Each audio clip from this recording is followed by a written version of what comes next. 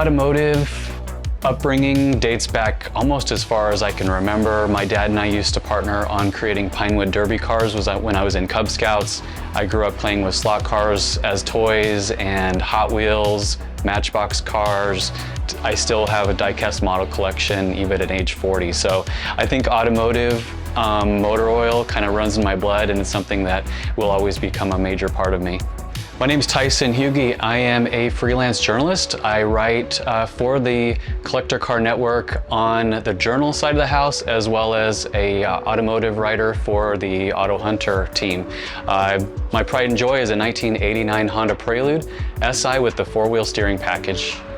The family I grew up in was clearly way into automotive. My dad used to take his cars and trucks under the back lawn, and we would, as a family, wash and wax them, and so I kind of grew up with that appreciation. My great-grandfather was one of the pioneers in operating a service station in northern Utah, and my dad, back in his high school era, used to drag race a Chevy 2 Nova. So really kind of the automotive upbringing is what grew me into the person that I am today. I've always liked sort of showcasing my hobby for other people, and so 2011, a friend encouraged me to start a blog. So I had this Acura Legend with almost 460,000 miles, and he says, you should create a blog about this. So one thing led to another. I started blogging. I had pretty good cadence with that for about 10 years, and then I kind of shifted gears into YouTube community, and now it's a combination of both, as well as just being part of the various communities of the cars that I revolve around. So I'm getting ready as we're filming this to embark on a 2,000-mile round-trip road trip to Wichita, Kansas with a big Acura Legend gathering that I'll be talking about. I'm also heavily involved in the Acura NSX community, and one of 5 key planning members putting together an annual event for that. And so really what started as sort of just me documenting my travels in a trip journal has evolved into almost a consuming, obsession or darn near a full-time job to maintain. So in various automotive communities, I'm kind of known as the resident Acura guy/geek, and there's a good reason for that. I've owned 42 cars, and a good chunk of them have been Acura products, but really there's one specific car that I think I can affiliate my entire Honda addiction to, and it was my 1989 Prelude SI. This was a car that I had back in high school, late 1990s, and it was a bit of a jalopy at the time, but that was my own doing, because in typical high school fashion, I modified it in ways that were now a little bit unattractive, but I didn't know any different. So that first Prelude I ended up having to sell at age 19, and unfortunately the individual who I sold it to wrecked it not long after. So the car was lost. I managed to save out of a junkyard the actual rear emblem from the trunk lid, so it's still in my showcase today. Along the road, I never forgot about that engaging driving experience from the 88 to 91 Prelude, and just how fun. They're driver's cars. They don't have that much power, but it doesn't matter because it's all about the handling and sort of the raw experience. So I kind of got the idea later on that I wanted a car that sort of mirrored that feeling, or really was a carbon copy of the car that I had 20 years ago, and that's kind of how I wound up where I am today.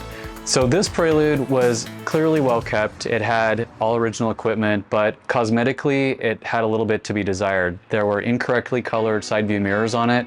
The wheels were curb rashed. The side moldings, which is kind of a very notorious third-gen Prelude thing, the side moldings that are black underneath the windows were peeling off.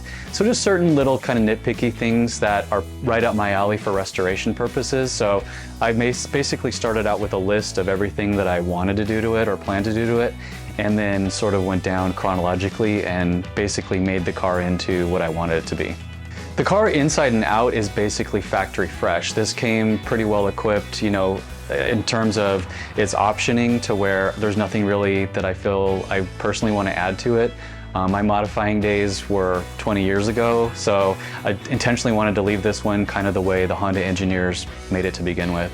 This car has a totally stock drivetrain. It's a 2-liter, and really from a mechanical perspective, for 182,000 miles, it's about as bulletproof as they get. The main thing on these Hondas is looking out for the timing belts and water pumps at a 90,000 mile interval. So I made sure that was taken care of. But other than that, I'm at the point now where I'm basically just driving the car and enjoying it. This car was always designed to be sort of a driver's car, but on a budget. So when Honda set out to make a sporty two-door coupe, this thing came well equipped with things that were pretty advanced for its time. Like every Prelude from 1979 to 2001 came with a power-operated moonroof. That was kind of a big deal back in the day. On top of all that, I feel like I was drawn to the styling. I love the classic 80s wedge, the pop-up headlights, the low dash line. You have, in this car, the visibility is so good just because you have this panoramic visibility all the way around you. The driving experience is the best thing about this car because not only is it engaging, slick shifting manual transmission, great handling and all that, it's also delivering nostalgia like through the roof because I can actually transport myself teleport style back in time and listen to the same music from my younger days, travel to the same destinations, and really sort of preserve that piece of my youth. The Prelude has a long-term spot with me. I think it was a car that I regretted selling before, and I don't want to make that mistake again. So no matter what happens, I think I'll make room for it and continue to enjoy it. Now that being said, I'm an automotive collector, which goes without saying that I buy and sell, and sometimes I have to scratch an automotive itch, so I'll buy something and enjoy it for a while and then pass along to another enthusiast. And that's kind of where AutoHunter has come into play because I've actually sold over the last couple of years 7 different cars through the platform. Over the course of those 7 cars I've sold through AutoHunter, I've interacted with people from all over the country. I've had bidders coming in who I didn't recognize, and I've had bidders who I definitely could put a face with.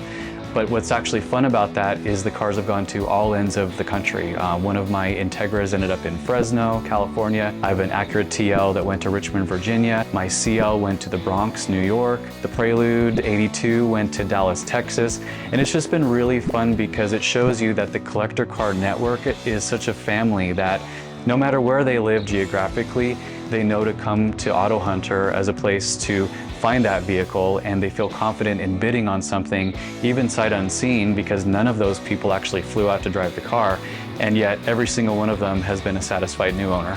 3 only flew in. Everything else left on a transport truck, and the next thing I heard was them acknowledging that it had arrived, and we've stayed in touch. So a number of my buyers continue to follow my adventures on Instagram, and I follow theirs. And it's kind of warms my heart as a collector that my cars went to people who not only specifically sought them out, but who are continuing to maintain and preserve them like I would.